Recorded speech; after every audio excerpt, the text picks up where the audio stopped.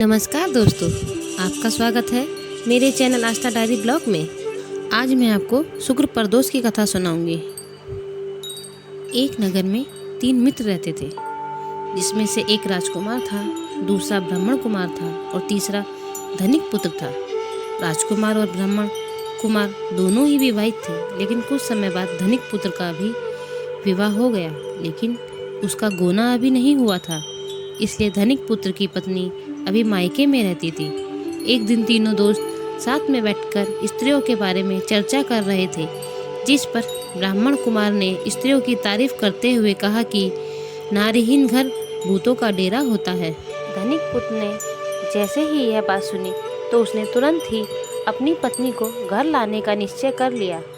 धनिक पुत्र को उसके माता पिता ने खूब समझाया कि अभी शुक्र देवता डूबे हैं, इस समय बहु बेटियों को उनके घर से विदा करवा कर लाना अशुभ होता है। लेकिन धनिक पुत्र ने किसी की नहीं सुनी और वह तुरंत ही ससुराल पहुंच गया। धनिक पुत्र को उसके ससुराल वालों ने भी खूब समझाने का प्रयास किया, परंतु वह जबरदस्ती अपनी पत्नी को विदा करा लाया। विदाई कराने के बाद दोनों पति पत्नी शहर से निकल ही रहे थे कि उनकी बैलगाड़ी का पहिया निकल गया और बैल की टांग टूट गई, जिससे दोनों को चोट लगी। लेकिन फिर भी वे आगे चलते रहे।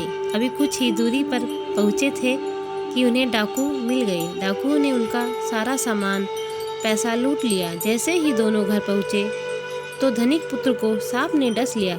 उसके पिता ने वैद्य को बुलाया तो वैद्य ने बताया कि इनकी 3 दिन में मृत्यु हो जाएगी।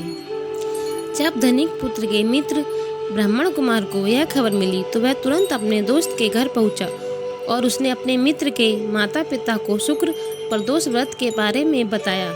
उसने कहा कि इसे पत्नी समेत वापस ससुराल भेज दें। धनिक ने भी ब्राह्मण कुमार की बात मानकर दोनों को ससुराल पहुंचा दिया। वहां जाकर धनिक पुत्र की हालत ठीक होती गई, यानी शुक्र प्रदोष के महत्व से सभी कष्ट दूर हो गए। इसलिए शुक्र प्रदोष के दिन यह कथा अवश्य पढ़नी या सुनानी चाहिए। बोलिए शंकर भगवान की जय।